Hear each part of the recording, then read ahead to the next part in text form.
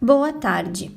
O nosso grupo irá abordar a questão da saúde, higiene e qualidade do ar, da NBR 15575, desempenho das edificações. Esse assunto se desenvolve nas partes 1 e 6 da normativa, e em relação à parte 1, o item 15.2, requisito, proliferação de micro-organismo, indica que as edificações devem propiciar condições de salubridade em seu interior, considerando as condições de umidade e temperatura no interior da unidade habitacional, aliadas ao tipo dos sistemas utilizados na construção.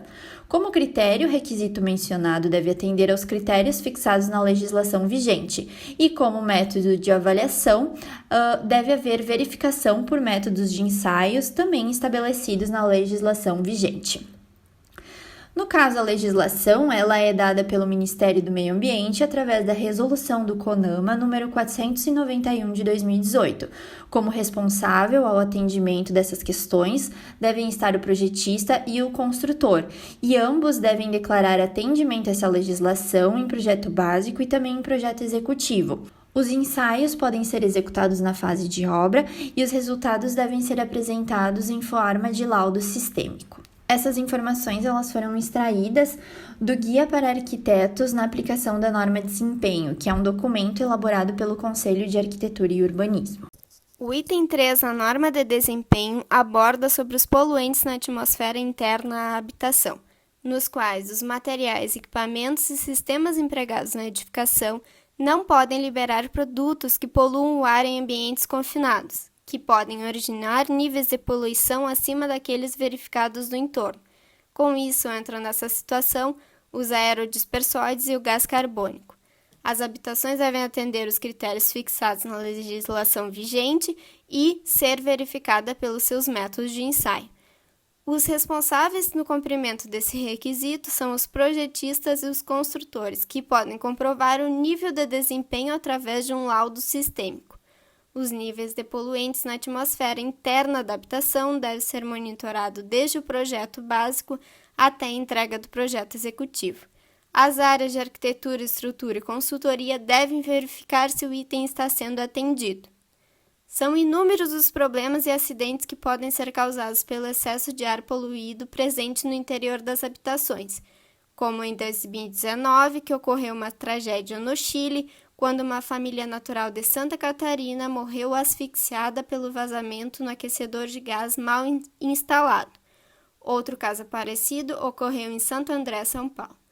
Já o item 4 da norma aborda sobre poluentes no ambiente de garagem, cujos gases de escapamento de veículos e equipamentos não podem invadir áreas internas da habitação, e os sistemas de exaustão ou ventilação devem permitir a saída dos gases poluentes gerados por esses veículos e equipamentos.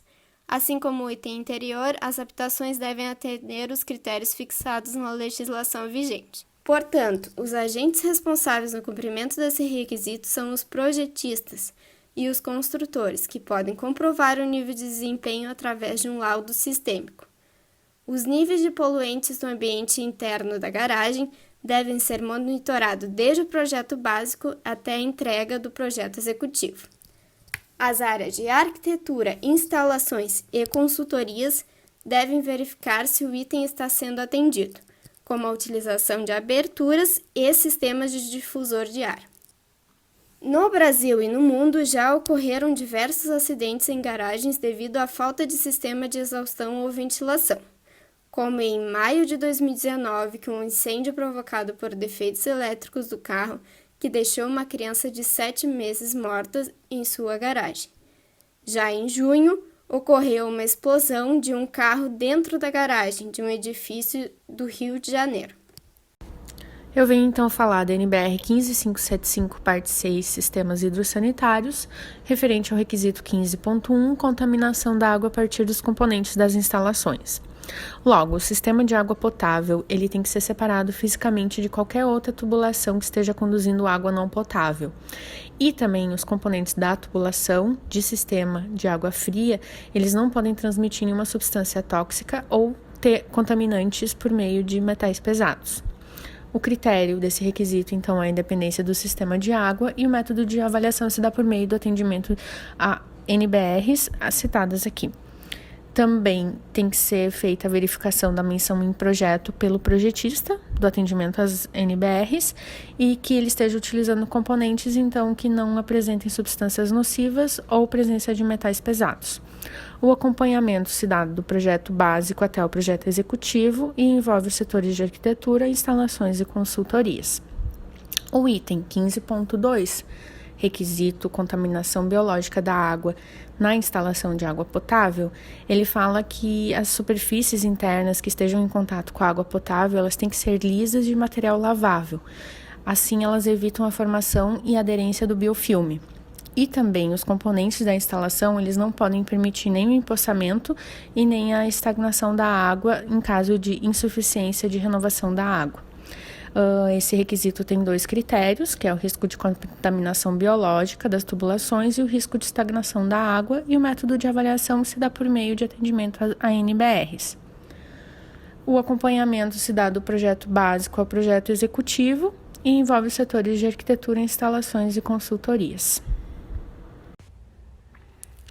O requisito que trata da contaminação da água potável dos sistemas prediais estabelece que a água potável não pode ser passível de contaminação por qualquer fonte de poluição ou por agentes externos.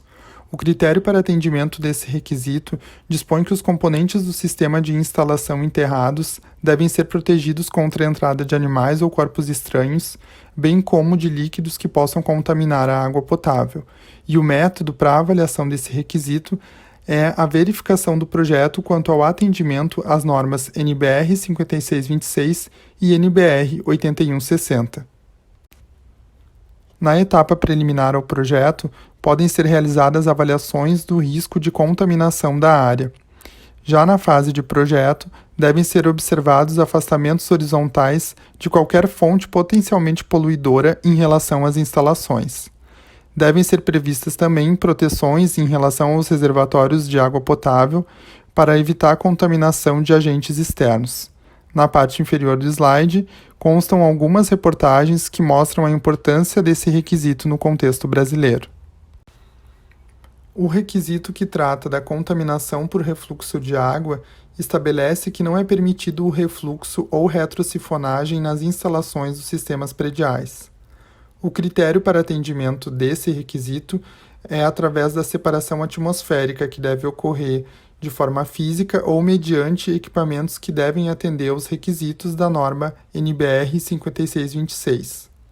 O método de avaliação desse requisito também é a verificação do projeto quanto ao atendimento à norma NBR 5626.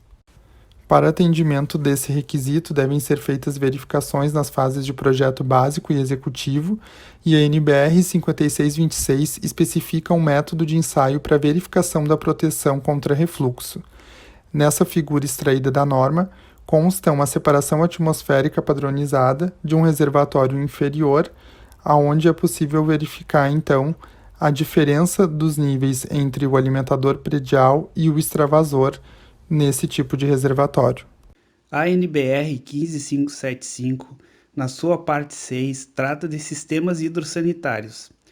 Item 15.5, requisito, trata da ausência de odores provenientes da instalação de esgoto. Então, esta norma não permite o retorno de gases aos ambientes sanitários. É problema recorrente em diversas edificações recentes, como visto na reportagem. Também essa norma tem como critério a estanqueidade aos gases. O sistema de esgotos sanitários deve ser projetado de forma a não permitir a retrosifonagem ou quebra do selo hídrico. Sabemos que a quebra do selo hídrico faz com que esses gases retornem. Então, essa norma deixa bem claro que não aconteça isso. O método de avaliação é de acordo com a NBR 8160, que trata de projeto e execução de sistemas hidrossanitários. E o nível de desempenho está atrelado com a aceitação dessa norma de projeto e execução. No item 15.6, requisito, trata da contaminação do ar ambiente pelos equipamentos. Então, essa norma não permite a possibilidade de contaminação por geração de gás. Gás que tem sido um problema bem recorrente em diversas edificações, levando a grandes estragos. Como critério, o teor de poluentes, os ambientes não devem apresentar teor de CO2 superior a 0,5% e de CO superior a 30 partes por milhão. Método de avaliação está de acordo com o atendimento da NBR 13103, instalações de aparelhos de gás para uso residencial, requisitos.